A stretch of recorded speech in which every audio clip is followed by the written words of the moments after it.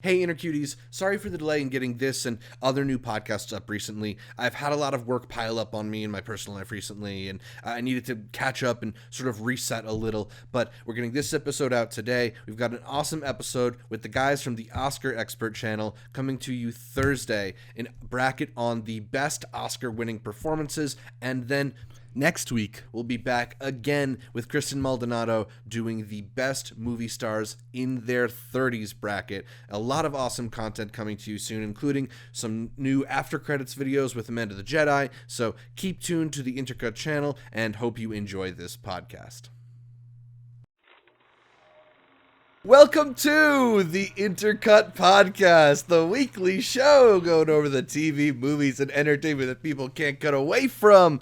I am your co-host, Zachary Shevich, and joining me, his mom met his dad, they had sex, it's amazing, now he's here, it's Arturo Zurita! It was iconic. That's how you get some really good speeches. As disappointing as it was to see some of the stuff rearranged, there's one thing I will take. Longer speeches. Some of them may drag. But sometimes you get speeches that drag out, or you get classic lines like that, you get some heartfelt stuff. Honestly, I thought that was the best part of the night. Let them talk. Let them just go. We want to hear from the winners. Let the winners talk, right? So yeah. There's some highs, there's some lows, a whole lot of stuff that we want to get into about last night's Oscars. In a little bit, we'll talk about Daniel Kaluuya's speech, Glenn Close's butt, and Steven Soderbergh's vibes. But first, make sure you're subscribed to the Intercut podcast, either the video podcast on youtube.com/intercutpod or the audio podcast available on most podcatchers. Also, follow Intercut on social media, whether it's Facebook, Twitter, or Instagram. We are at Intercut Pod. That's Intercut Pod. That's short for podcast. We're also Intercut Pod on Patreon, where you can support the show for as little as $1 per month. And be sure to leave us a 5-star review over on Apple Podcasts. Reading new 5-star reviews makes me happier than watching the Oscars. Art, there's only one way to start the Oscars reaction podcast, and that's by reacting to the Oscars. So let's dive into our topic of the week, the 93rd Annual Academy Awards. Things were obviously different this year. With the pandemic restrictions in effect, the Oscars abandoned their usual home of the Dolby Theatre and instead were held at Union Station, along with some satellite locations in London and Paris and Australia. Not in Wales, notably. We'll get back to that later. The telecast swapped out its rigid presentation for more dynamic camera movements. It went light on clips and, as we said before, long on speeches. Steven Soderbergh himself strapped a camera to every Steadicam operator west of Echo Lake and told them to get it all in one shot. But the most notable change, the Oscars switched the order of the awards, moving Best Actress and Best Actor to the end of the show after Best Picture. The producers were clearly hoping to build the ceremony to an ending with the long-expected posthumous Oscar win for Chadwick Boseman. So, Art, what did you think when presenter Joaquin Phoenix instead read Anthony Hopkins' name? Bro, you know I jumped up. I ran all the way upstairs. I was so excited to hear the best actor of 2020 announced, but I was shocked. That's the thing. Yeah. It wasn't just that, you and I have been talking about how we all figured it was going to be Chadwick. We think he deserves it as well. I personally thought, obviously, that The Father was one of the best performances of the year, so I'm not mad about it, but when you're expecting it, and then they also switch everything on you for it to literally be the build-up to that, right? I think it's very disrespectful to move Best Picture and not have that be the final thing, not even the penultimate one. But it also kind of pits you in a corner because it's clear that they wanted the Chadwick win because why actor? Why not end it with actress? You're also putting yourself in a pickle there, right?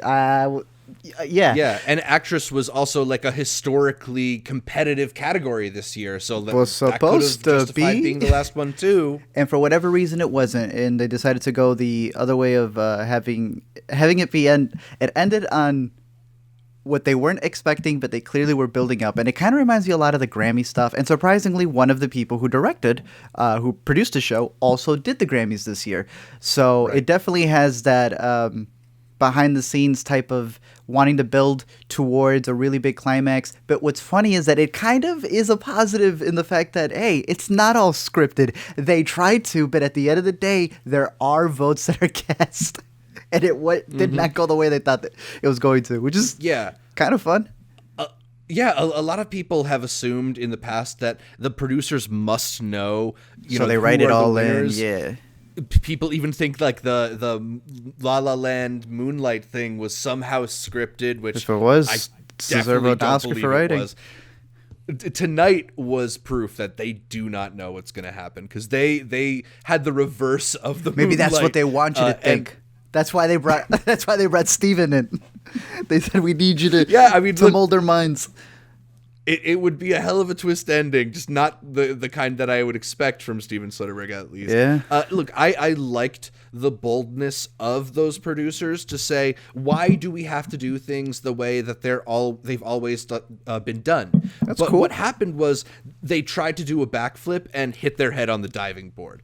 Turns out there's a really good reason that Best Picture goes last. Not only because it sort of can blunt the trauma of like an actor who people have a lot invested in not necessarily winning that award, but it feels like a culmination. When Nomadland did win Best Picture and there were a whole bunch of people on stage, it kind of felt like the end of the night, even though things were still happening later on. So I appreciate the experimentation, but this is one of the experiments that I think is immediately going to be abandoned by any future producers of the Academy Awards ceremony. Yeah, I think that they'll still switch some stuff up. I mean, I agree that they won't be probably coming back to it. This one, Yeah, they won't be coming back to this type of style, and maybe even switching it for a bit, but I didn't mind it too much. I'm okay with stuff being rearranged. No, I'm specifically talking about, the last Best Picture three not going last. That doesn't make any sense whatsoever, especially because, again, as excited as I was for Hopkins to win,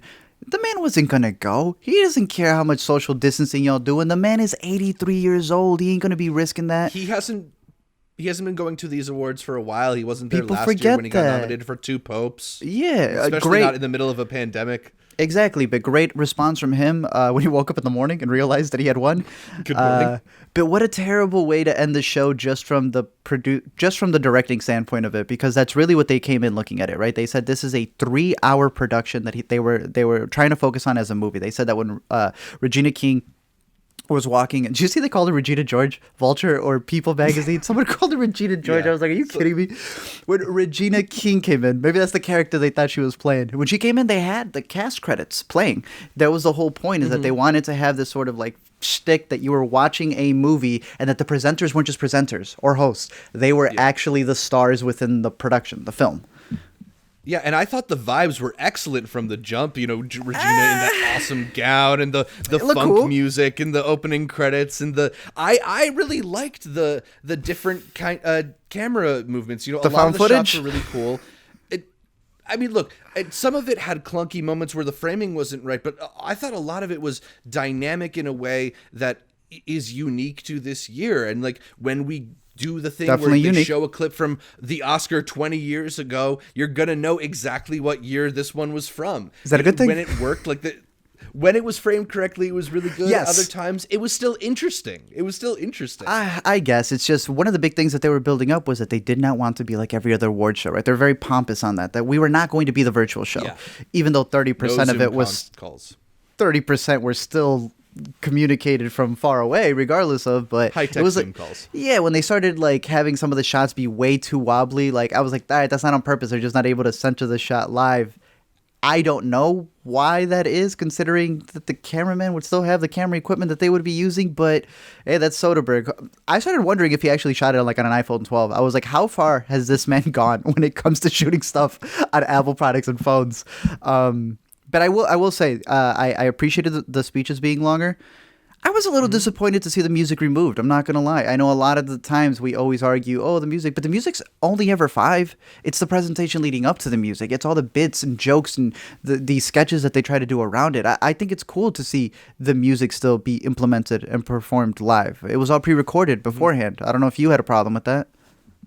Yeah, well, I agreed with you that I think the speeches being longer and letting the winners have some room to breathe was really welcomed. I liked the talky nature. Some of the presentation of the nominees maybe went on a little bit too long, but I even liked that element of it where they would take a moment to personalize the nominees, talk about where they grew up or their first jobs. There's a moment where they mentioned, I think it was like the Oscar-nominated production designer of Ma Rainey was an intern for the production designer of Mank or something like that. For sure. And that was cool. I liked it.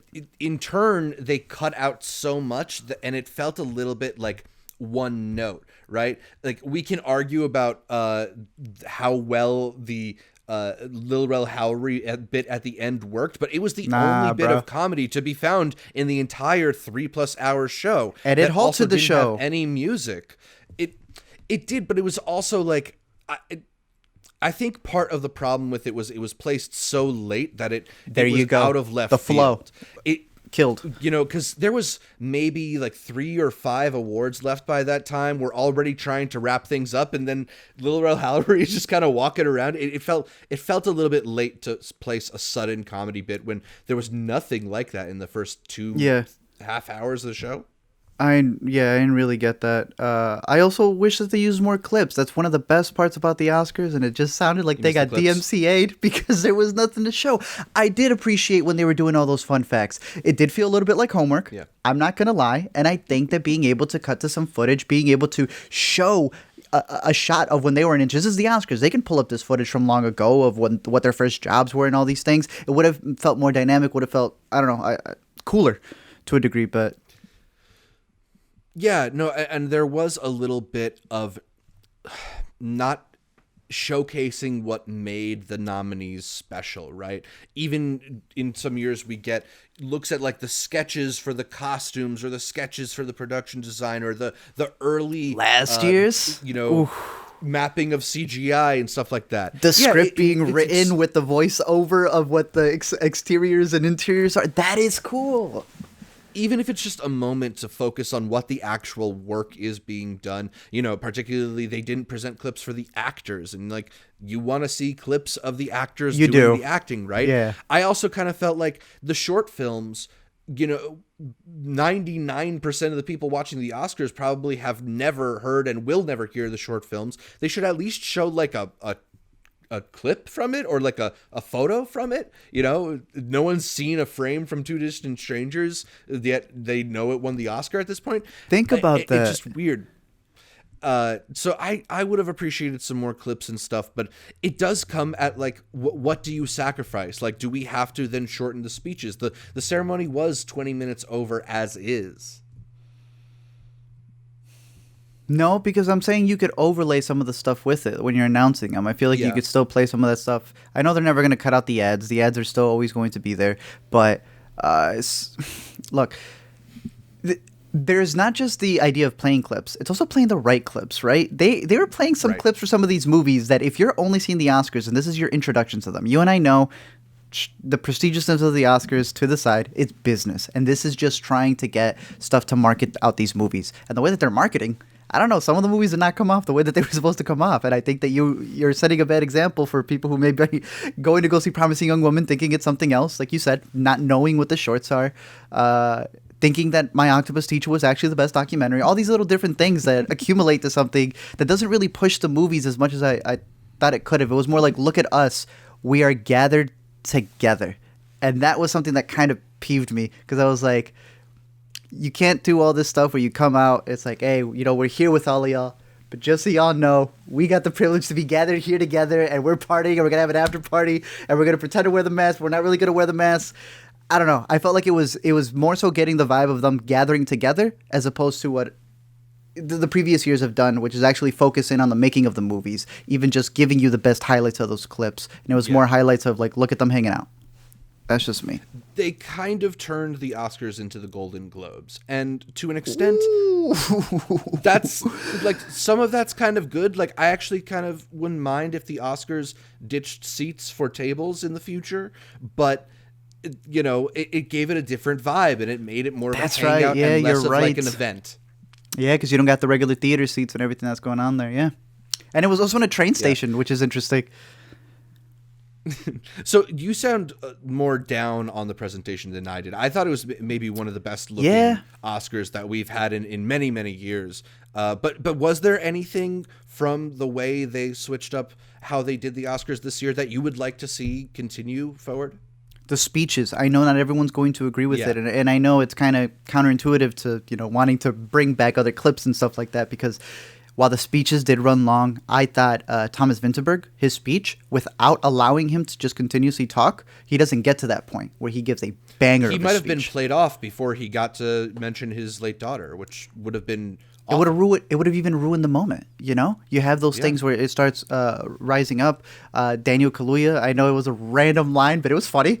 And yeah, you will get some people who are going to say some stuff and they drag out. But I don't know. I think that there's a better balance at play there. And I would always rather the winners drag on their speeches than a presenter drag on a sketch bit that we're never going to go back to see. No one's looking up that jet ski thing that Jimmy Kimmel did unless it's to make fun of it. We want to see what the speeches were. I mean, Glenn Close doing the butt was probably the most memed moment of the Oscars. Look, and I told this to Alina when we said we were going to record it for the LME. I looked at her and I said, look, Glenn Close stooping down to do the butt in a clearly pre-rehearsed scene, little sketch thing for the Oscars. I would say that would be terrible, but then I remember she was nominated for Hillbilly Elegy. Yeah, it was not the most embarrassing Glenn Close performance on display last night. At least that hurts. Glenn Close down for a bit. I appreciate that about her. That's fine. That's dope. So, was Kaluuya's your favorite speech? Did you have was Vinterberg's your favorite? No, it's Vinterberg's was fantastic. I was a little scared when we got to Kaluuya, because my brother had no idea that they're like, what do you mean Judas? How's Judas? Who's the lead? Like, that was his first time hearing about it, and I was like, bro, I don't know. And he got all in his head. He's like, nah, they're doing this because they don't want one of them to win. They're trying to get him. So we were a little worried that it wasn't actually going to go through. Yeah. I was scared that Paul Raci was going to win it, and only because it's like, if Paul Raci gets it, that just means Kaluuya doesn't get it, and you have another situation like Boseman and Hopkins, where as much as I think Raci winning it would have been fantastic, you kind of have that debacle there.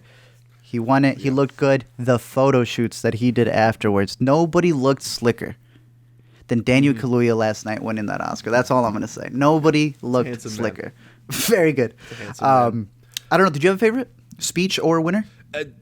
Yuh-jung. I was so happy to see her win. She was so delightful, kind of lost herself a couple times, but I think she's so charming and seemed very just genuinely grateful to be welcomed in by this a community that, she's not really been a part of despite having this gigantic film career, So that was a delightful moment, and her shooting her shot at Brad Pitt is great. You gotta take the opportunity if it's in front of you. He produced Me and ID, which is really interesting to see how many of those being able to see Riz Ahmed give it to Sound of Metal for sound. I can't remember if there was a couple of other ones. I really wanted to see. I think those were the only two. Okay, yeah, because I wanted Regina to give Ken Powers a screenplay. That would have been dope. It didn't happen. Yeah, she did get to shout him out at least. That's all. Yeah, that's cool. Any other ones that surprised you? So, well, we talked about the bummer of Chadwick losing, even if it wasn't necessarily. I think we both agree that the Anthony Hopkins performance is great. It is a shame, given that so many people had expected Chadwick going in, and so much of the show was built around that. It's ugly, bro. I don't think it's Chadwick's best performance, which ultimately seems like part of the problem here is, I think the Academy didn't necessarily like Ma Rainey's Black Bottom as much as Oscar prognosticators thought they did. It didn't get the Best Director nomination. It didn't get the Best Picture nomination either. Nomadland, which won Best Picture, only won 3 Oscars all night. And Ma Rainey won 2 in spite of both Boseman and Viola Davis winning. I wonder if the average Oscar voter, we saw some of those like honest Oscar ballots people were saying like they wanted to vote for Hopkins, and that maybe you're looking at your ballot and you don't want to mark Ma Rainey's Black Bottom like 4 times. I don't also know didn't what realize it ultimately was. That a lot of Oscar voters, I didn't think they still had this. They don't want to give it to somebody who just isn't there to reap the rewards.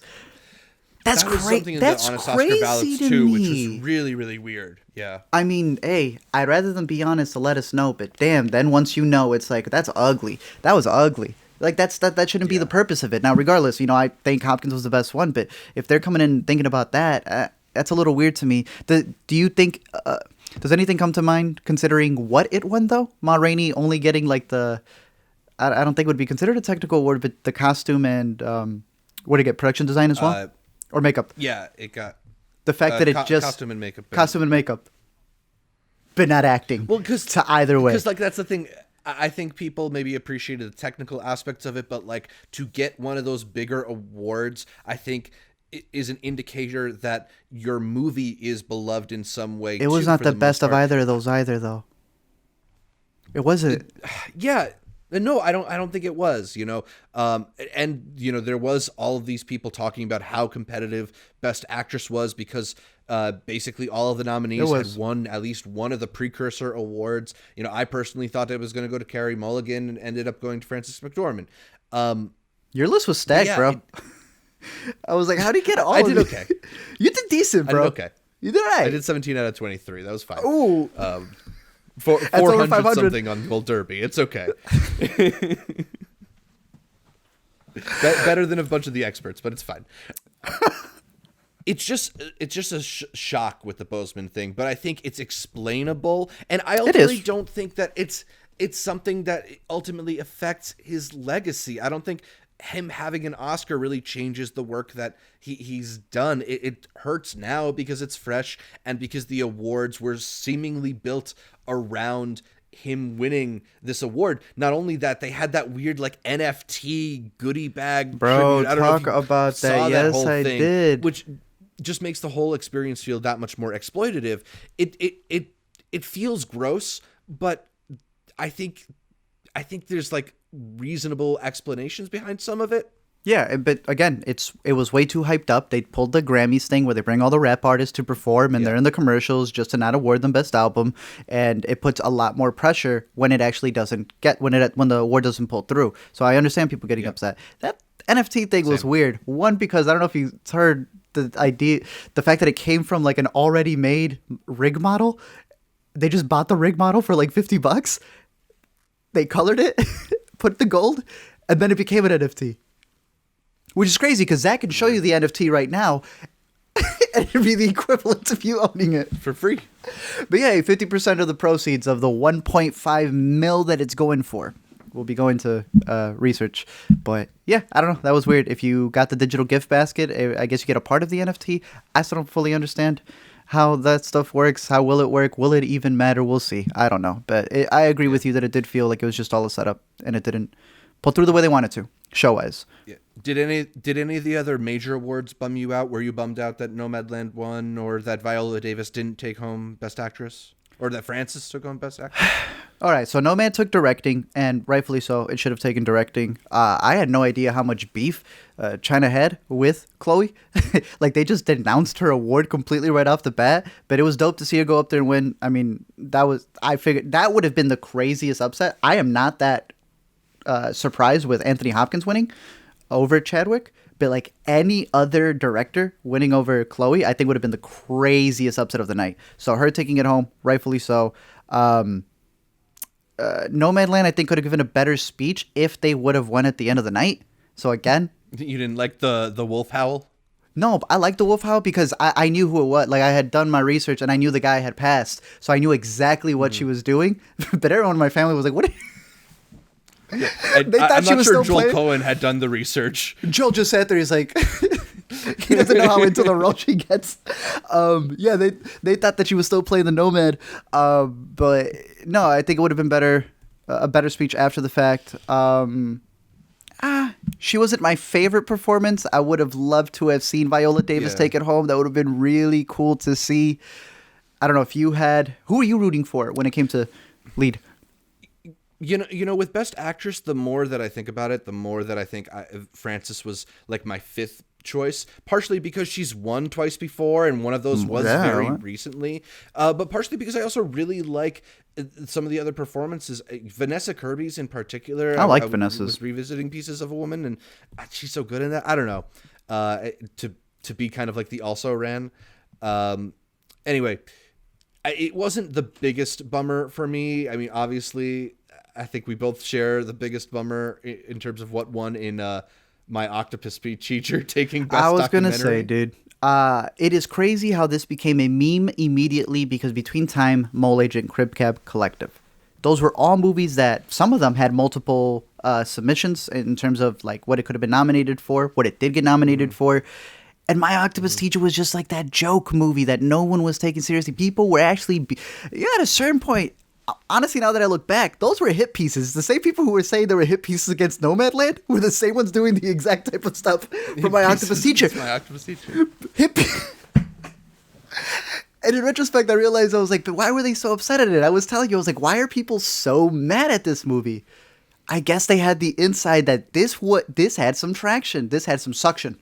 And it went all the way, and when it won Best Documentary, I'm going to sit down with it again, and I'm looking to make an entire introspective of My Octopus Teacher. I want there to be a sequel. I want there to be a follow-up.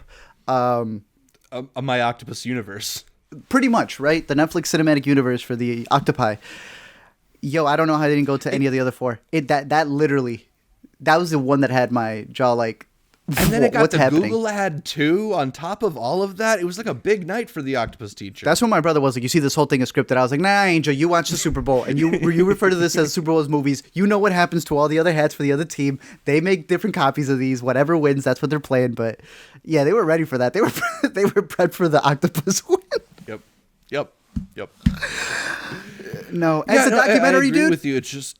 I saw so many this year. No, this isn't even in the top 20. Like, I still don't understand how it happened. You can go back to our best documentaries episode. We talked about all of these. We talked about the Oscar shortlist. I had caught all 15 shortlisted Oscar documentaries, and I had that at 13th. You know, it's crazy, bro. I thought it was good. I'm not trying to say no one's saying it's bad, but it's an Oscar winner now. Best documentary in the middle of this like. What feels like a blooming moment for documentary filmmaking. I don't know. And these were the only ones where they actually showed a little bit of the clips too. Because I think they did it for Best Picture, for Best Documentary, for Best Animated, and for Best International were the only ones they showed clips for. Yeah. From the doc shorts, or just the shorts in general, a Concerto didn't win, and that one hurt. Colette's the only one I haven't seen out of this bunch, so I actually have to find. I think we had a link for Colette. I'm not sure, but hey, Colette's good. Congratulations to them. When it came to the animated short, I was rooting for Opera. Still am saying definitely check out Opera, but rightfully so. I mean, Dern was even producer on that, so I know that she was there cheering it on. Was she the one who announced it? No, right? No, but they I know she was her out. Okay, yeah, and obviously the subject matter in there, definitely something that was on a lot of people's radar. What was the last one? What are we missing? Oh, and live action for the Joey short. Two Distant Strangers. Yeah. Two of the three shorts went to shorts that are on Netflix, which that's crazy, dude. I wonder if the access to those shorts, considering that it's not necessarily like a field where the movies are super popular or widely seen. Yeah. Just because Netflix can put it right in front of people, maybe that helps its case a little bit. I don't know. It wasn't the strongest year for shorts, in my opinion. Some years I'm like really blown away by the selection, and I didn't really respond to a lot of the shorts in most of the categories this year, but a lot of them were pretty heavy too. It wasn't a fun shorts year. That was all the movies this year, man. None of the movies were they were all pretty heavy. Sound of Metal, though. Sound of Metal came in with film editing and sound. Now, I was very happy to see it with sound. I was very surprised to see it take home film editing. I did not think it was going to be able to snatch that one up. But hey, that was dope to see it take it. Have that in my predictions. So yeah, it was a good night for Sound of Metal. It was a good night for a lot of the movies that were nominated for Best Picture. Out of the 8 movies nominated for Best Picture, 7 of them took home at least one Oscar. The one that did not was The Trial of the Chicago 7, which got blanked. Notably, I would say this is like the second time that a high-profile movie from Netflix in 2 years snagged a bunch of nominations and got no wins, following Irishman last year. Of course, Mank did win 2 of its 10, which is also kind of like low hit rate. That's so crazy. Cinematography, and what else did it get? Production design? Production design. Wow, look at it. Snatch them up. That's solid. But it is this continued streak of Netflix getting nominated for a lot of awards and not necessarily winning any of the big ones. You know, aside from Alfonso Cuarón picking up Roma Best Director, you know, it's kind of eluded them that top prize, despite all the money they put into it. Despite this being a pandemic year where there's literally no movies in movie theaters, Netflix still couldn't get that top Best Picture prize. And some people are wondering what's happening. You know, I think some people are saying Netflix is putting their money behind the wrong movies. I kind of think it's just not worked out for them because they, for the most part, haven't had the right movies. You know, this year, Mank and Trial of Chicago 7 just weren't really the Best Picture. Do you still think, I mean, they continue to give it documentary because of Icarus. So do you think documentary feature isn't that big of a deal in the eyes of the Academy members, and perhaps they still not ready to honor a Netflix movie or a streaming movie? I think similarly to the short categories, the documentary field, there's not as much money and power behind a lot of those films. So Netflix has an easier time drowning out the competition in documentary. So a campaign thing. There's a lot. Yeah, I think it's a campaign thing. I mean, look, I don't think people are awarding My Octopus Teacher because they saw all 5 documentaries. No, for sure. But you don't think that it winning, a streaming movie winning Best Picture changes things? Because that's the big hype. It's when will the first streaming service win a Best Picture? Does that change how we see the theatrical experience now that a streaming movie won Best Picture? That's what a lot of the think pieces were after Roma. How could it have missed it? Was the Academy just not ready to honor? They will honor the filmmaker, the individual, the different parts of it. I mean, look, Nomadland was day and date with Hulu for the most part. So but you know what I mean. Yeah, it's still a Searchlight one. I know what you mean. I think it will happen not too far into the future. Inevitable. I don't think it will be this kind of like earth-shattering moment. I think in the past year we've seen a blending of theatrical and streaming experiences in a way where, you know, those theatrical windows are just going to get smaller and smaller, and eventually Universal's is 17. So, it's crazy, yeah. Did you see? I think it's just a matter of the right movie debuting in the right way, you know? I loved how Disney was claiming up those Nomadland wins too. They were like, "Yep, that is us. We own Searchlight. We're gonna take those." That movie. People were saying that it's Disney Searchlight. It's even going to be streaming on Disney Plus. Nomadland on Disney Plus. Can you imagine watching the new John Stamos show? I think that's just internationally, not. That's what I'm. I know. That's what I'm saying though. But can you imagine being in another country you're watching? You're watching the new Mighty Ducks thing, and then Nomadland appears. But yeah, no, from all the Best Picture ones, Mickey Mouse cartoons or Nomadland. Nomadland getting several from the Best Picture ones. The Father, rightfully so. Judas and the Black Messiah. Mank coming in, not leaving empty-handed. Minari, Promising Young Woman. I guess we'll stop and talk about that one real quick. But Sound of Metal, you're right. Trial was really the only one of the Best Pictures that didn't take it. That's crazy. Mm-hmm. Promising Young Woman, winning script. You had it. Right? I had it, and I think this confirms my continued theory that Oscar voters, sometimes when they like a movie but they are not going to give it Best Picture, they want to give it one of the other big categories. You know, this is like what happened to Get Out, the year that Get Out was about to say. A lot of people had Get Out as like their favorite in their heart, but maybe not the best. We're never going to award choice. Why don't you give it Best Screenplay? Like that's kind of calling it the best movie, right? Like, we like the story. Yeah. Yeah. I think sometimes with these categories, it's just like they will win their award there, and we don't have to worry about them there. We took care of them there. I kind of think that's also what happened to Minari. You know, it's like we took care of that in supporting actress. We took care of Judas in supporting actor. Those movies that like we spotlighted them. They're not being forgotten, but then we can give our big prize to the movie that we actually think is the best. And that doesn't necessarily mean it's the best, but it's kind of the one that the Academy's collective mindset has honed in on, if that makes sense. So you were happy with the nominations because it kind of played out usually how I feel you like the years to go, which is a little bit to everybody, right? Yeah.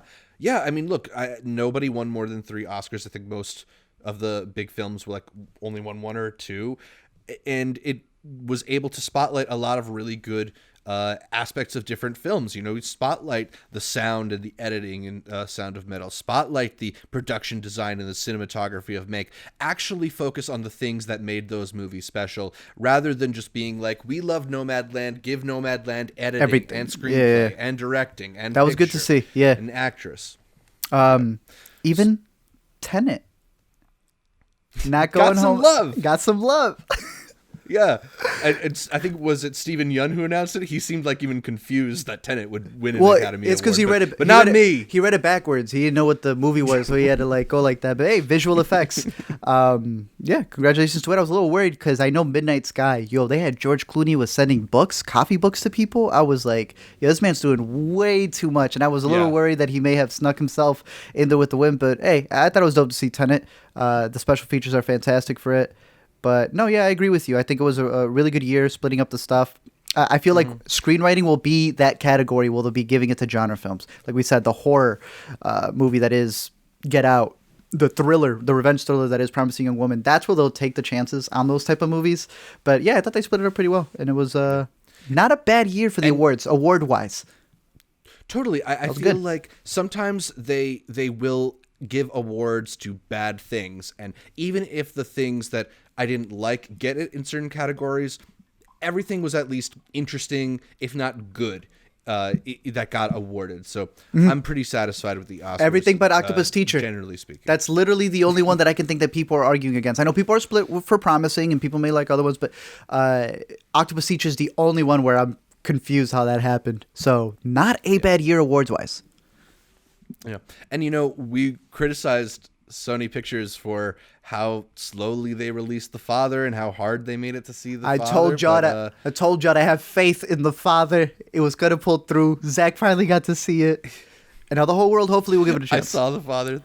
Yes, I saw The Father. The whole world is seeing The Father. They took home 2 Oscars, even though they were not statistically favored, at least in either category. So.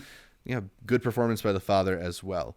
We're going to get to your questions from Twitter and the Discord in just a moment. But first, we would like to thank the Academy, not that Academy, but those wonderful Patreon patrons who are supporting our show. They are Andrew Christensen, Tushar Sharma, Ewan Graff, What's Samata, and Awkward. Thanks again for the support, and a reminder to you that you too can become a member of the Academy at patreon.com/intercutpod, where you can sign up for patron benefits like early access to Intercut episode outlines, access to the private channels on the Intercut Discord, and maybe even an invitation to some of our monthly patron Google meetings. Art, what is the URL for people to go check out? Patreon. Patreon.com/intercutpod. There we go. You got it. All right, let's get into the questions from the Intercuties. Thanks to those of you who had some questions for us. Julietta asked us, did you guys miss anything from the old broadcasts? The monologues, the gags, the calling out celebrities, the musical numbers. We mentioned the music a little bit. I agree with you that I kind of missed having some of the music at least. They put all of the original song performances in the pre-show, which I didn't watch, but a lot of people were sharing. They were sharing clips from like the Husavik performance and stuff like that. It might have been nice, might have, varied things up a little bit, but I don't know. It seemed like an interesting solution to put at least some of them during the pre-show. Yeah. I got to see hers fight for you, and then she ended up winning the award, so that was pretty dope to see. And you could tell that's what we knew. We're like, wait, this isn't happening. It said live, but we knew it wasn't happening because we had just seen her on the red carpet, and then she appears there, and her hair was longer in one than the other. But yeah, I mean, I guess that there's I guess if you make it a build-up, that would be pretty cool then, because then you can see the performances and all those bits leading up to the show. I don't mind that. I really don't mind that. Make it a day out of it, right? Sunday, and you're doing the entirety of it. So I think there's a way to extend it. Maybe even they could do some of the like spotlighting of the nominees in a pre-show thing. That stuff we miss. I don't know. Yeah, maybe we could put the sound categories and they can give them the awards off of the show and only have the big ones. And then we'll only have 5 awards to show for the people. Okay.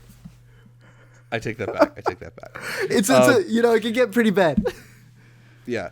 I don't miss having one host necessarily, but I do kind of wish there were maybe some more comedian-like figures guiding us along. You know, they went to a lot of different celebrities to introduce whole sections. There was the Regina King section in the beginning, then the Laura Dern section, and I wish maybe a couple of them were people like a Sacha Baron Cohen or like a Will Ferrell or a Kristen Wiig that might spice it up a little bit, just because they were a little bit humorless for the first 2 hours. It wasn't like a bummer, but it was just like there were just kind of no jokes. Yeah, no, it was very apparent, and that's what made the butt bit a little out of nowhere. Yeah, it came out of nowhere because now we're like walking with the crowd, we're doing whatever, and I guess that's the reason they snuck it in. Going again with my thing that this was very much pushing the idea of it's a party. It's look what we haven't done in a while. I'm gonna walk around and talk to people, and I was like, all right, I see what the bit's supposed to be, but it wasn't funny, and I don't think anyone cares to see that yet. In my opinion. Yeah. But I agree with you. I miss monologues.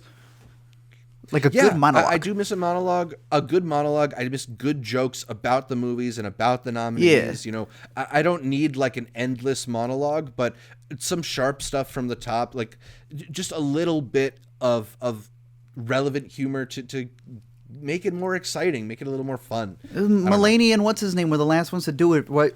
For the indie ones.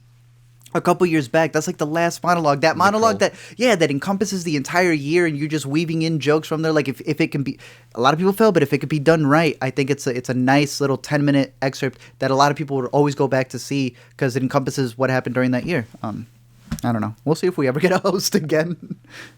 Absolutely. On a scale of 1 to 10, how happy are you that Trial of Chicago 7 didn't get anything? Julieta also asked. 7 plus 3, 100%. I don't want to hate on it.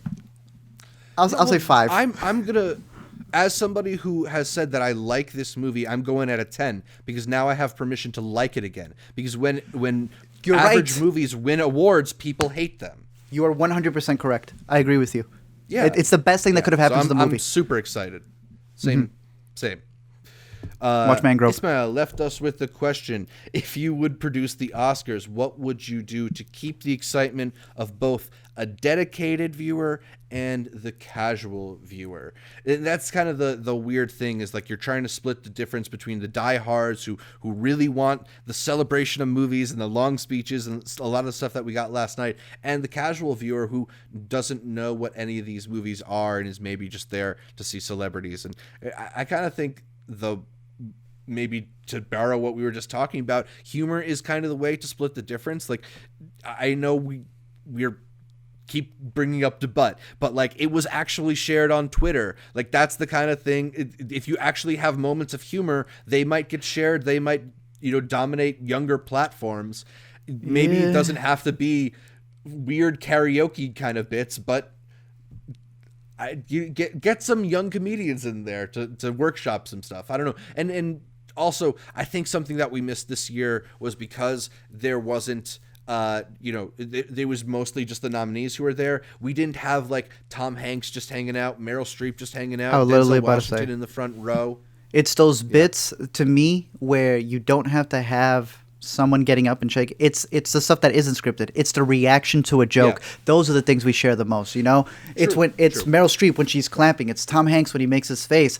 The ones for Boseman that I kept seeing. The iconic one where he looks back, I think it's during the Moonlight bit, where he's in the front row. Those are the moments that we didn't fully have. And I think those are the things that tend to go a lot more viral. You don't need to do this funny dopey sketch. Just have somebody who knows how to get a reaction out of the audience. I wouldn't mind. I remember way back in the day, I'm not the biggest fan of the walk and talk with regular people on the streets, especially when Jimmy Kimmel does it like live when he had all the people like come in to meet them. I don't really care for that, but like if it's like pre-recorded and they do like a sketch bit that they're showing you when they went out to the street, I want to say '07, whenever White Chicks came out, and the whole bit was that they named the movies that were nominated and nobody knew what that was, and every single person they'd ask, what would you have picked? White Chicks. What would you have picked? White Chicks. And just having that, I think, would connect a lot more to the regular audience who really has no idea. Did you hear about the Pinocchio bit? No. In my household too, they were like, what do you mean there's another Pinocchio? We go on Twitter. Oh, yeah. It was trending. People had no idea there was another Pinocchio out. I had to explain to them. I was like, yeah, and it's the same guy who had already played Pinocchio. Now he's playing Geppetto. There is no advertisement for these movies. People really don't know what these movies are about. So what I would add is a lot more of those mini making ofs. We are in an era where YouTubers are creating these videos in short 5 to 10 minute segments. The Grammys killed it this year. I don't know if you checked it out. Every time they were announcing one of the best artists, they would like go into the, I don't know what you call it, the funnel of the Grammy, the actual the phone thing. It would go into it, and they would have a 45-second like making of the album and what the person did like to be inspired by it. I didn't know a lot of these artists. That was very helpful. Having that would have been really cool. And they partly had it with the tips that they had when they were like, oh, this person worked there. Actually making it not a discussion, but like something that's edited and feels like a little clip. I think that would let people, I think it would get more people excited. Like if you're a young viewer and you're watching the Oscars with your parents or somebody else, that may trigger you into being like, whoa, there's more that goes into movies. And that growing up was one of the big reasons why I loved watching the Oscars. I was learning stuff about the movies while I was seeing them get awarded. So. Definitely.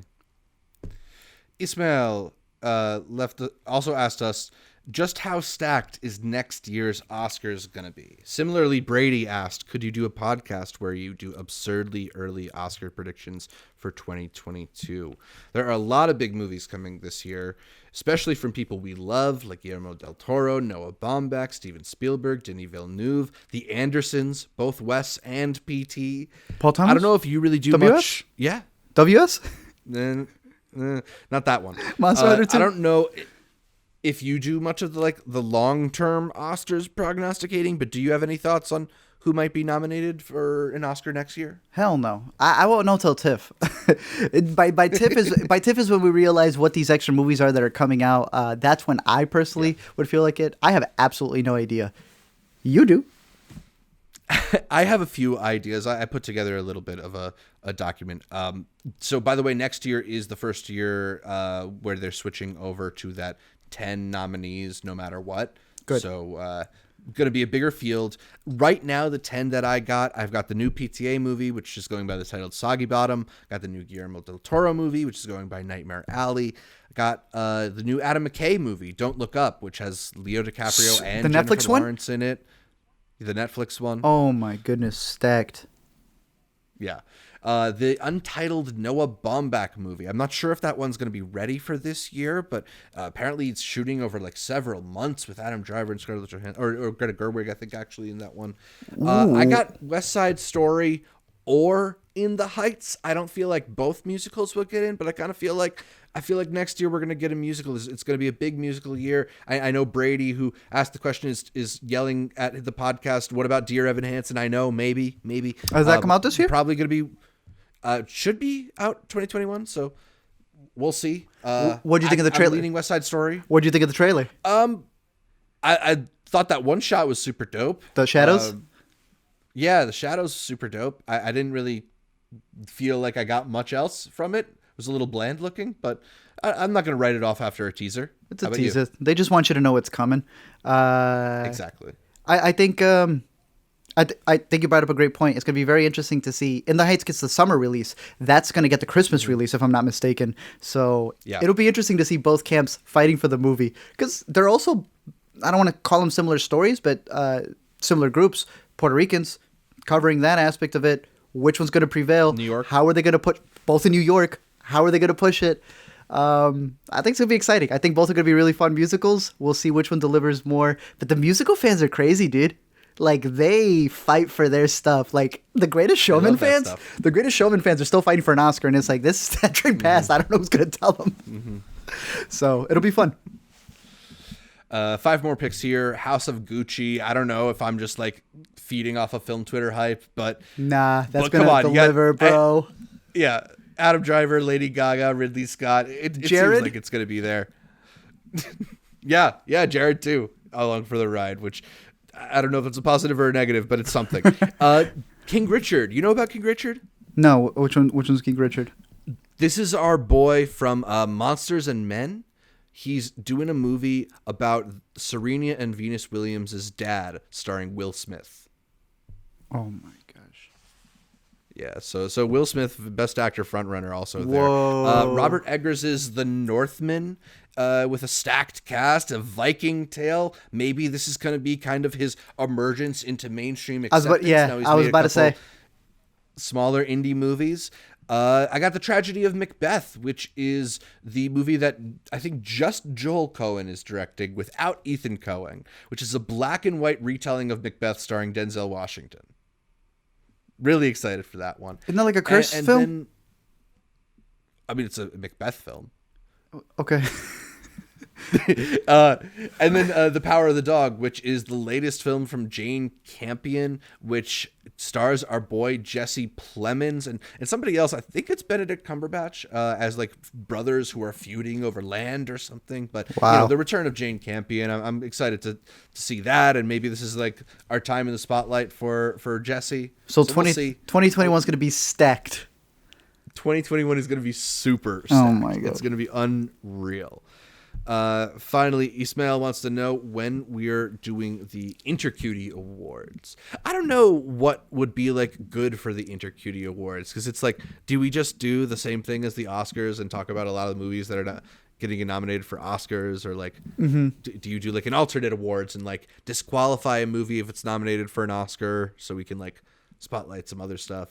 Yeah, I don't know, but it would be interesting just to see what the fans' reactions are to certain things. Yeah, we'll think about it. We'll think about it for next year.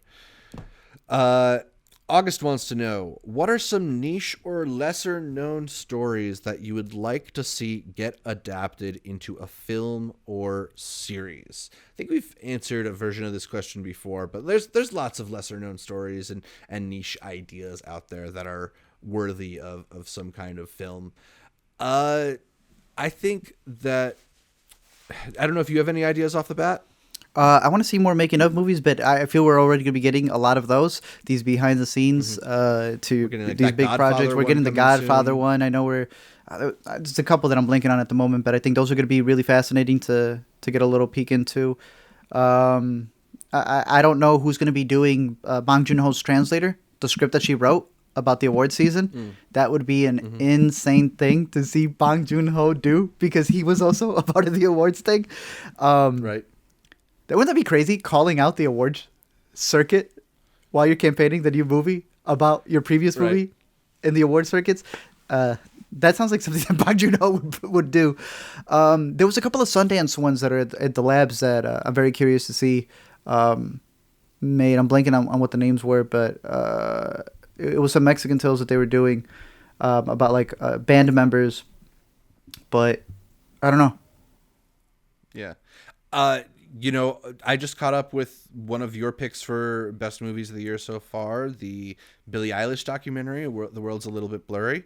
Obviously, really interesting story, just getting to see behind the scenes of what her life is like and dealing with the immense pressure of becoming a rising superstar. But the person that I was really drawn to in the documentary was Phineas, kind of being in the middle of it. Her brother, who is producing a lot of her music, and there's a moment where he has been told something from the record company and is keeping it from Billie, which I thought was really interesting and almost like sitcom-ish. I don't know if I necessarily want to see the Phineas sitcom, but I would be curious to see a dramatized version of, like, I'm always interested in the people who are next to the famous person, right? Like, Phineas is famous in his own right, but he's not Billie Eilish. And that's like a really peculiar position, considering particularly that he is so much of her collaborator and he's her brother. That's what makes the doc so good, dude. Is the fact how they approach that out. Yeah, she is the image. Well, this isn't a Billy Doc podcast right now. Would you want to see that as a movie that is like officially about them, or one of those like unauthorized, it may be them type things that they could actually be more creative with? I would definitely like to see that it may be them. Like That'd be dope. The way I don't want the characters to be named Billy and Phineas. For sure. That makes sense. I feel you. I want you to be able to intone it. Yeah. Yeah, we're backing up a little bit, but Mariana from Impression Blend asked us on Twitter, what in the world were they thinking moving Best Picture ahead of Actor Actress? Were they just confident Boseman was going to win, or going for random plot twists? Early on, plot twist. Feel like you've settled on this. This was just like, was this just hubris by the producers? Were they just so confident he was going to win that they didn't even foresee the idea that he couldn't win? Maybe. Like that is a really strong possibility. Don't get me wrong. They can say deniability all they want, because why can't they? But when you have that NFT, when you have the whole thing be around that big push about Chadwick Boseman's final performance, I think that was definitely... He got the last slot in the in memoriam. Yeah, I think it's definitely... And again, I bring up the fact that like it's really weird for you to choose now that it's Best Actor that you end on and not Actress. That opens up another another can of worms. It needs to continue to be Best Picture, but I am curious to see what new things that they do, because I know that Soderbergh had said he wants to see every year be something different. I really do like that approach. I want them to be able to have a new flair here or there, be it, I think they're going to go back to the Kodak building, but whatever they end up doing, if a new director can come in and do their own little, I don't know, splice to it, I think that would be kind of cool. I think seeing each award show distinguish itself from another would be fantastic. And I think that's going to be the new big thing. Seeing Steven Soderbergh jump on here, I think you're going to be seeing that what we saw with a lot of stand-up specials, where we started seeing a lot of directors go in to do this, the comedy stand-ups to kind of give it their flair. We're going to see a lot of really big directors try to do live shows. And I think it may be really interesting. I think we may have... That may be what saves all of these live shows and award shows that are tanking every single year, is actually having them come in and be treated like productions that are not just, airing like a live stream, but are actual things. Give them the air of being special. Make them even more of an event than they already are, right? Like, these are the Steven Soderbergh Oscars. Maybe next year can be like the David Fincher Oscars or something like that. Whole thing shot in black and white. Mono. The thing is, the ratings are going to go down because the ratings always go down. And this year in particular, they're showing movies that not a lot of people have seen. There was that stupid headline going around that like, oh, Nomadland is the lowest grossing movie to win Best Picture ever. Like, come on. Obviously. But like, I think just because the ratings are going down doesn't mean that this year's Oscars were a failure. There's people who are moving away from TV, canceling their cable subscriptions, people who are only choosing to consume this through clips they see on Twitter and stuff like that. Yep. It doesn't mean that the presentation of the awards was a failure. It just means that the landscape for TV is changing. And maybe that's something else that the Oscars and ABC, who they have an exclusive deal with through 2028, need to be considering. Yeah, no, they just need to find new ways to get it into people's radars. They can't make it that difficult to see. Having to log in through ABC is so annoying. The amount of people who do torrents and stuff. Come on, it should not be that inaccessible. If you can watch the Super Bowl that easily, you should be able to do the exact same thing for these shows that are already difficult to get people's attention on. But it just has to be better marketing behind it. You have to be willing. You have to hype it up so that people want to see it live. And that's just not happening. Yeah.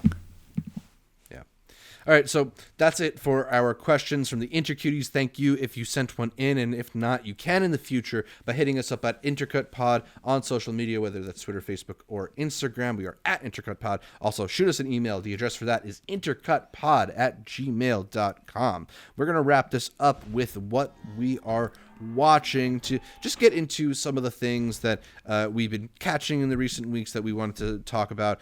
Falcon and Winter Soldier, for example, finished its run on Disney Plus. We talked a little bit about WandaVision in the past, and I think we mentioned some of our thoughts on Falcon and Winter Soldier as it was going along. Art, I know you were a bit up and down on it. Where did you ultimately settle after the last episode? Up and down? Up and down, yeah, I guess. It doesn't change. Yeah. There was a lot of character decisions that I found very interesting to just be like, oh, so that character is just forgiven. I don't want to get too much into spoilers, but considering that the entire story was obviously the bridge between what is going to be Captain America 4, they played it off, who's going to get the shield? Is it going to be Bucky? Is it going to be the person who Captain America said should get the shield? Or is it going to be the new guy, right? And I think out of all three, one of them, which was the new Captain America, I'm blanking on his name. Wyatt Russell is the actor. Yes, Kurt's son. He had a very interesting finale. I don't know how you felt about the cameo that comes in to help him out. I don't hate it. I'm just like, this feels like it was spliced from something else. Report comes out. She was supposed to be in something else. So clearly, they're still in the midst of rearranging and working out all this other stuff. You were the one who told me that there was a pandemic storyline? Yeah, so there's Should've been kept it. speculation, and People are smart I enough. think there's some stuff on. Yeah, it feels like a show that is missing some stuff. It feels. I commented on Twitter that it feels like an abridged version of itself. Like 100%. It's like a plot summary of itself. When characters go from being a little bit familiar to suddenly being very invested in each other, you don't feel like they organically got there. It's just like the show cut to that point, right? And you know they cut something. Yeah, it feels like it's missing a whole chunk at its center that ultimately made this all feel a little bit weightless to me, right? Like, what even were the Flag Smashers doing? What threat were they posing? It didn't feel clear to me after 6 episodes. And I also appreciate a lot of the type of story that they're trying to put into this, but whenever a character makes a speech, the show just grinds to a halt. It does. It's really like we all have to sit down and listen to exactly what this guy's saying. And as much as I agree with the points they're making, it's not being done in a dramatically compelling way to me. So you mean you don't like this series that Disney did, correcting what they themselves did, but are patting themselves on the back by saying, see, we called it out. We know the problem too. And we said that during WandaVision. We said they are priming their fans to beg for something, get hit in the head when they beg for it. How dare you have begged for the thing that we wanted you to beg for, and then be given what they want, or be given whatever Disney's going to give them, and they're just going to take it. Falcon and the Winter Soldier was exactly that.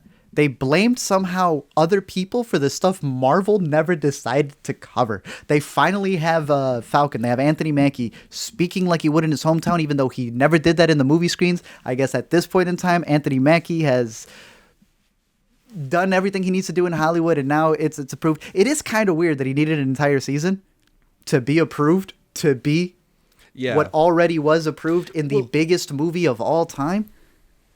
Mm-hmm. I wonder how much of it is like Disney just not necessarily believing the fans are invested enough in these characters, right? Are these like tryout runs for these characters in order to get fans to buy into their movie potential? And I don't know if you could have sold a Wanda movie before WandaVision. Now you absolutely can. You definitely couldn't have sold a Falcon movie before the show. Now we're getting one. Is it just a Falcon movie, or is it a Bucky movie too? And how do you feel about that? Well, how do you feel about that? They practically made him a Robin. I still feel like whatever Captain America 4 is going to be, it's going to be somewhat of a new Avengers movie, even if it bears his name. Interesting. Question for you. All the stuff that they covered in this, which again, you and I love a lot of the stuff that they get into, all these plays in terms of what the Flag Smashers were, right? That's their name? What they were trying to go for, what they were doing, all this bureaucracy stuff, all the racial stuff. They're going to have to keep that. You can't just have that be the premise for one show and be like, oh, it's always been there. And now time to go to the movies. And then we solved racism. Thank you, because it's like, we know they're not going to carry that fully to the movie. I mean, maybe that's going to be their marketing, but at a certain point, they know it's going to get tired out the audience. So what are they going to do? Just pretend it's not there. They already pretended like it wasn't there. They're retroactively going back and being like, oh yeah, Steve, he just didn't. There's some goofy stuff that they do there. Here's my last thing about the show. I really did like Bucky's storyline, him dealing with the grief that he was going through, and trying to reconcile. I thought they did a good job at like taking the time to have this character that everyone has a crush on because it's what's his name. But he still did a lot of bad stuff. So I think that the show did a good job of making sure that we get into his state of mind and realizing that, hey, he is reconciling for all the bad stuff that he's done. But I just found it hilarious that people came into this show rooting for the Flag Smashers. They were like, this is the ideology we want. They're finally getting into it. They are not going to compromise. All that finale was, I was laughing so hard. I felt so bad because Disney practically said, yes, we believe in your ideology. Just kidding. No, we don't. We're going to stop you right there. And new Captain America, give a big speech. And it was the longest speech. Just because you agree with a speech doesn't mean that the show isn't just straight up holding your hand and walking you through, even though it just backtracked on everything that these characters stood for. Made absolutely no sense. I don't know. I thought it was kind of funny because they lured a lot of people in to watch the show and then just flipped it on them. Oh, man. I ended up liking WandaVision more. So interesting. Okay. Yeah. Another show that just wrapped up, Made for Love on HBO Max, which I was enjoying a lot of. I think it maybe lost a little bit of steam towards the back half of its first season, but I'm still really intrigued where it's going to go. It has an interesting kind of cliffhanger-esque end to its first season that I don't want to give away. I was really drawn in by the production design of the show. I think the way that they're able to incorporate elements of tech kind of subtly into the show is really interesting, and I really like the music and the vibe of it. Kristen Milioti is really doing something great here. She's just so charismatic, and I love following her through this sort of mental breakdown that she's having on this show. There's a lot of interesting elements, even if the plot maybe is getting a little bit wayward, but I would still recommend it. I really enjoyed a lot of it, and I just liked living in that world, so I'm curious to see what they end up doing given where they left the characters at the end of the season. I'm on episode 5. I agree with you. I think that the characters are very interesting to follow, but the story, it feels like it's been the same thing for 5 episodes so far, and we get this much of plot every single time. And I think we could still have all that banter that we have with the characters, because the relationship she's got with her dad, who played by Ray Romano, I think that is a fantastic relationship. It is hilarious. The way that they're fleshing out the other scientists that are there who work with the big tech guy, I think is also really interesting. Byron. But yeah, I'm curious to see how they build that up. That dude who plays him, he knows how.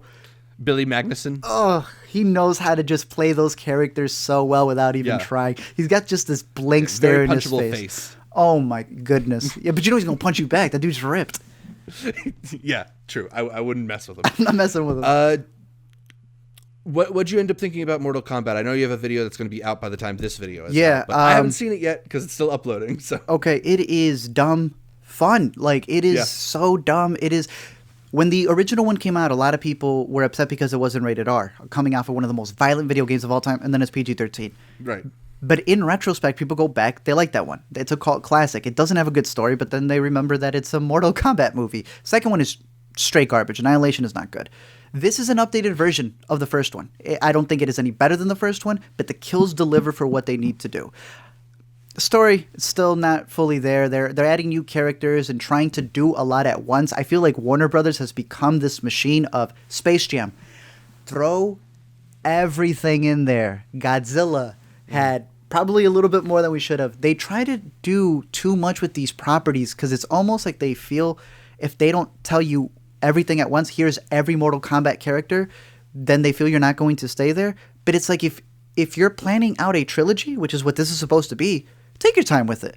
The kills still deliver, but it's like they have an opportunity with the story here to trust in their audience, to trust in this franchise that they've built, and actually flesh out these characters. But it literally feels like They just threw all of them in, and it's an arcade game all at once, which is cool. It delivers some crazy fights, dude. Watch it for that. Just know that you're gonna get crazy reactions out of it.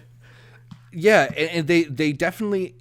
It's a movie that knows what people are going to a movie like that for. They have fatalities. They have a lot of the lines that you want to hear. They have the characters that people care about. I don't care about those characters, but people care about those characters. They're all in there. I think I am more on the side of like this is the silly, stupid that doesn't work for me. Whereas the Kong Godzilla stuff, it does work for me, but I don't think this was like an unsuccessful movie. There's some just really imaginative violence in this film. There's a couple of moments where I thought the action choreography was strangely filmed, but some of the fights are very, very good. I really like the final icy fight. I guess that's all I'll say about it. I thought that one was really, really effective. Joe Taslim, coming from the Raid movies, coming from The Night Comes for Us on Netflix. Highly recommend it. The stunt performers were better than what this big production needed it to be. They had even said that Joe Taslim was moving too fast for the cameras, and they're like, of course he is. I'm curious to see how they flesh it out. I wish that the intro, that was the entire movie. I think we could have focused in on those characters and have it truly been a prequel, because they didn't do the tournament. The tournament's supposed to be on the next one if it gets greenlit. Who do you want to be? I know you don't care for these characters, but they're supposed to cast and we do have a bracket coming up. They are supposed to cast an action hero for when they goes to Hollywood. When he says, "I'm going to go to Hollywood," and they're going to meet up with Cage. Who would you want it to be? I mean, not knowing enough about these characters, I kind of feel like Ryan Reynolds matches the tone of these types of movies. Okay. A lot of people were saying Chris Pratt. I don't know. And I was like, I don't know about that. No. I'll take Keanu. People were mentioning Keanu, but personally, I want it to be someone who we don't know. And when we were doing the bracket, I was like, hey, you got to make sure Scott Adkinson's in there. Scott Adkins would kill this, bro. That would be a martial arts movie. That would finally put him in the mainstream like never before.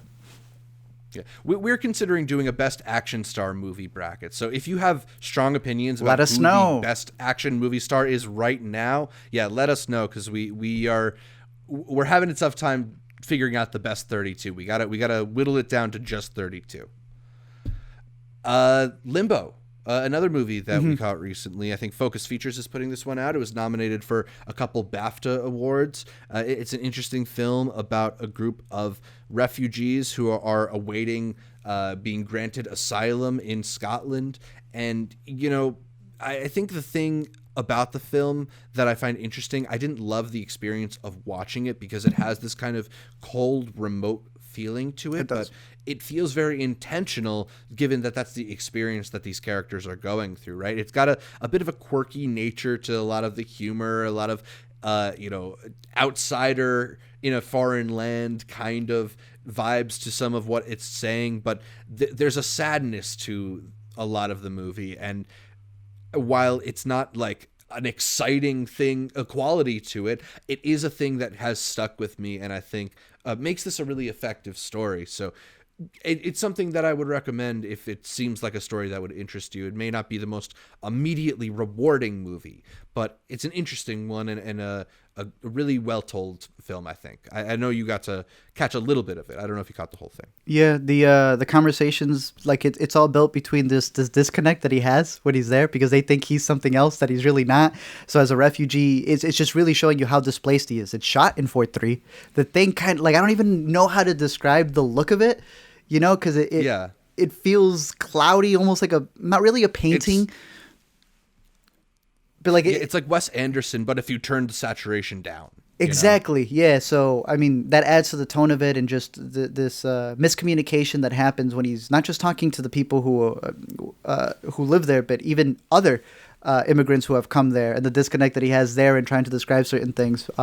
But yeah, no, I want to give this one another watch. I had trouble booting it up on the screen. Zach was letting me know about new screeners that we had. He's like, it's on the screeners app. And I was like, the screeners app, the screeners app, the screeners app, the screeners app, or the screeners app. He thought I was kidding. Too many screeners There's apps. way too many screener apps from all these studios. And they all require a vial of blood. Like, I'm running out, dude. I can't keep submitting this in every time. I need to get identified. Oh, too much. I don't know if you caught We Broke Up. This is a new kind of like anti-rom-com I didn't get of it. sorts. I didn't get that one. Okay, I'll Tell me. follow up with them about that. It's interesting. I wouldn't say it's particularly great. Directed by Jeff Rosenberg. I think the thing that really stuck out about this one to me is it stars Aya Cash and William Jackson Harper. A lot of people's TV boyfriend and TV girlfriend from their appearances on The Good Place and You're the Worst. Aya Cash also memorably on The Boys recently. She's got to work getting out of that image. I think this movie does a good job of playing into what makes them so charming, playing into their personalities.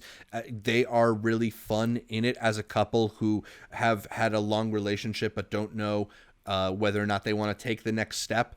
Of attending one of their sister's weddings.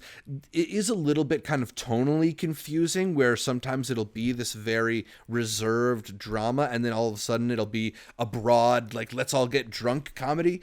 I don't know if the tone always coalesces, but I enjoy William Jackson Harper and Aya Cash enough that I thought it was interesting. I'm not going to say it's necessarily a successful movie, but like a soft recommended for me. Do you like it more than Happily? Did you get to catch Happily? Yeah, I liked Happily. I liked Happily. Happily feels a little bit more distinct. I think it feels more unique in its tone and approach. That I would definitely say Happily. I would recommend that more easily, I think. Okay. Yeah. I think that's about it. I don't know if there's anything else that you wanted to bring up in what we've been watching. Well, some of the new shows that were out. Let me go through these over here. I don't know if you caught Frank of Ireland. That's playing over on Amazon. Just a reminder, we will be talking Invincible. Watch Invincible. Yeah, episode 7 I thought was one of the best ones yet, if not the best one yet. But we'll get into it. We'll get into it. Episode soon. Yeah, Amazon had a new show called Frank of Ireland, which is the what's his name? The Redheads. General Hux. Is it the Gleasons? The Gleasons are in this. They're brothers. Oh, wait, that show. It is. Okay, I need to watch this. Maybe. I'm not saying that it's super, super funny. I'm not saying that that it's a bad show. We got through half the season when we had the early screeners to it. I believe the whole thing is out now on Prime. It's got some funny moments here and there. It's like a good background show. Like you're just relaxing. You don't want to be paying too much. You don't have to pay too much attention to it. And it's just about all these weird hijinks that they end up in. It's like someone needs to. There's like they need to be at a funeral. Are they gonna? Who's going to be the one who talks?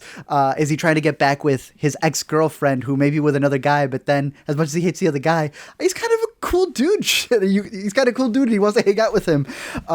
They have this crazy banter back and forth, and the Gleason from About Time, General Hux, him. Why am I blinking on his name? Donald.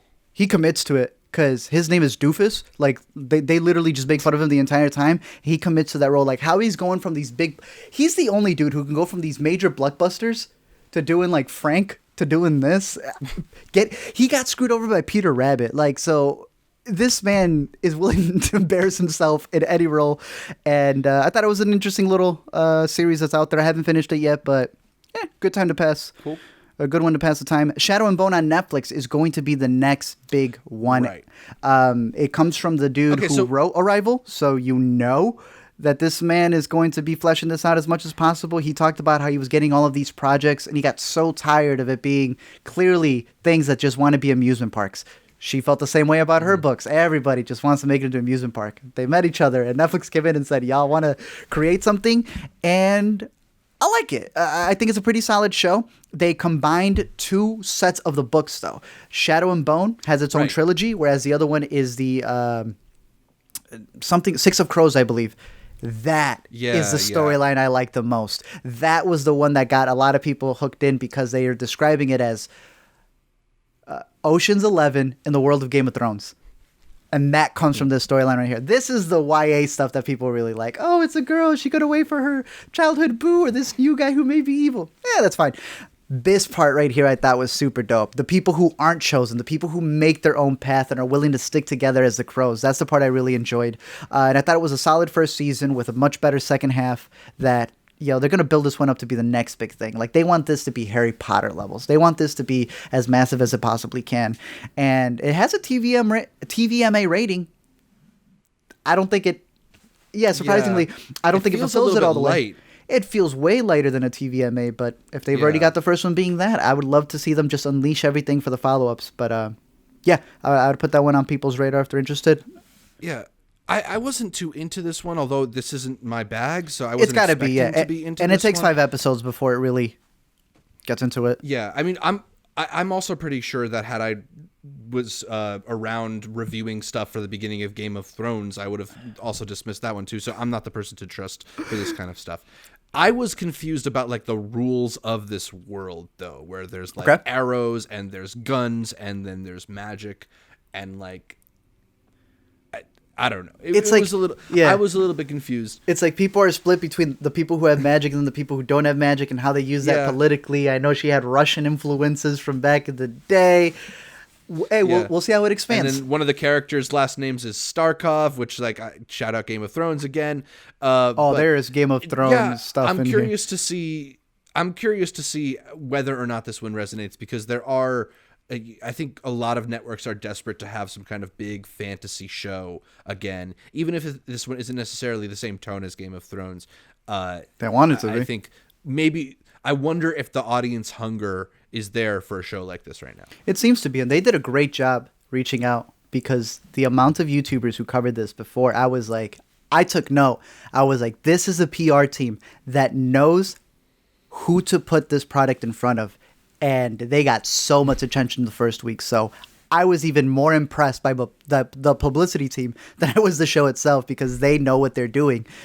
So that's why I say, I'm like, they're going to come in. A couple of last ones, Black Lady Sketch Show. Yeah. I have seen a majority of it because we got the early screeners. Thank you, Zach. Very funny. Yeah. They're doing it weekly. Catch up on it, because they're starting to build lore, dude. Some of these sketches are now intertwining into each other.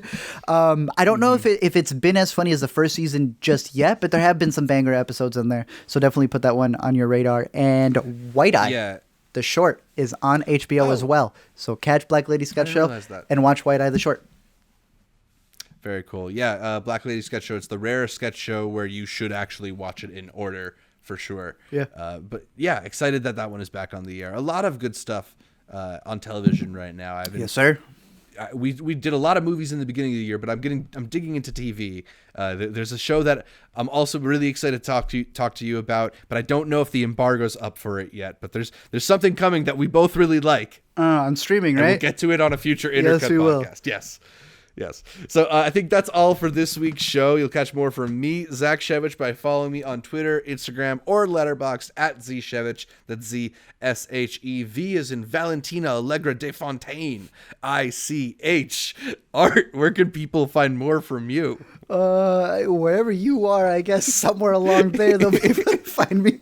But you could also go to Letterboxd, Twitter, YouTube, all that good stuff at LME Explain, and just every week here on the Intercut Podcast. You can listen to every episode of the Intercut Podcast on iTunes, SoundCloud, Spotify, or your favorite podcatcher. I like Overcast. And then make sure you're subscribed not just to the audio feed, but to the video feed as well on our YouTube channel, youtube.com/IntercutPod, where you can catch our bright smiling faces as we break down the latest in entertainment. Find new episodes of the podcast every Monday. And please leave us a comment, like the videos. Consider heading over to iTunes to give us a much requested 5-star review. And shout out to our listeners in Nigeria for putting us in the TV and film podcast Appreciate charts out there.